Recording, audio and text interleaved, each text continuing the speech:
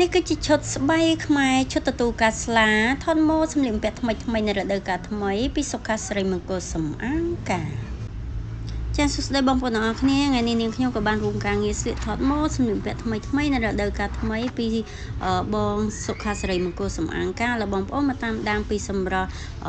ឈុតទទួលភ្ញៀវនិងសម្រាប់ស្បៃខ្មែរបុរាណពីខាងគាត់តើមានអ្វីប្លែកហើយនឹងពិសេសនិងស្រស់ស្អាតប៉ុណ្ណានោះ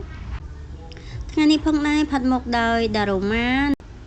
នឹងធ្វើសក់ដោយប្អូនរ៉ាដនហើយនឹងស្លៀកបុរាណពីនាងខ្ញុំធីរីមិចណា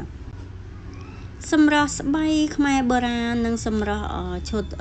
ទទួលភ្ញៀវពីខាងគាត់ដ៏ស្រស់ស្អាតហើយក្រុមឈុតដៃតួដ៏ស្រស់ស្អាតថែមទៀតគូផ្សំជាមួយនឹងការផាត់មុខនិងធ្វើសក់ហើយនឹងស្លៀកបុរាណពីនាងខ្ញុំធីរីមិចអាប់កាន់តែថែមសម្រាប់ស្រស់ស្អាត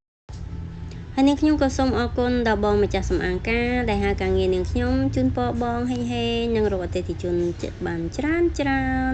ហើយនាងខ្ញុំក៏សូមអរគុណបងប្អូនទាំងអស់គ្នាដែលរដូវកាលថតម៉ូដសម្លៀកបំពាក់ថ្មីបាទស្រឡាញ់ការស្លៀកបុរាណពីនាងខ្ញុំអាចតាក់ទងនាងខ្ញុំបានចា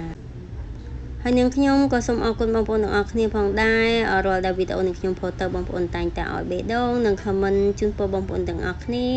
រកទទួលទានមានបាននឹងការងារច្រើនដូចគ្នាហើយនាងខ្ញុំក៏សូមទោសបងប្អូនទាំងអស់គ្នាដែររាល់ដែលការនិយាយស្ដីរបស់នាងខ្ញុំទៅមានការទាស់ខុសត្រង់ណាអីសូមអធិស្ឋានផងចាអរគុណច្រើន